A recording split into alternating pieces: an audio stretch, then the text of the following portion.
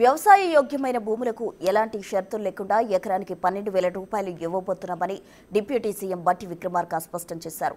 రాష్ట్రంలోని భూమి లేని నిరుపేద వ్యవసాయ కూలీ కుటుంబాలకు ఇంద్రమ్మ ఆత్మీయ భరోసా పథకం ద్వారా ఏడాదికి 12,000 ఇస్తామని కూడా బట్టి విక్రమార్క తెలిపారు.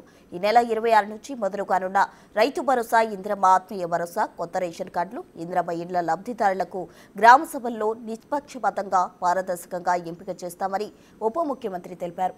ఖమ్మం జిల్లా ఎరుపాలెం మండలంలో పర్యటించిన సందర్భంగా బట్టి ఈ వ్యాఖ్యలు చేశారు.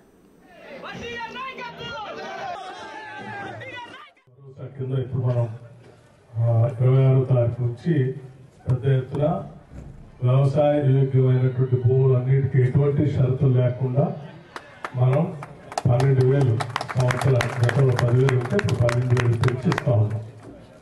అట్లాగే భూమి లేని వ్యవసాయ కూలీల కుటుంబాలు కనీసం 20 రోజులు ఈజీఎస్లో పనిచేస్తున్నటువంటి వాళ్ళందరికీ సంవత్సరానికి 12,000 రూపాయలు ఇచ్చే కార్యక్రమం కూడా చేపట్టాం. సో దీనికి సంబంధించి గ్రామ సభలు నిర్వహిస్తారు.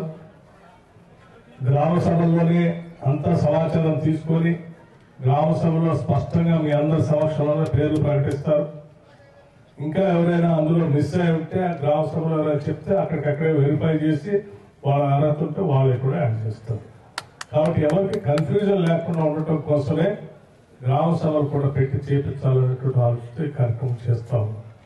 అట్లాగే అదనంగా కొత్తగా 10 సంవత్సరాల నుంచి రేషన్ కార్డులు లేక ఇబ్బంది పడుతున్నటువంటి కుటుంబాలకు కూడా స్పష్టంగా ఇంద్రమ్మ ప్రభుత్వం ఒక మాట ఇచ్చింది.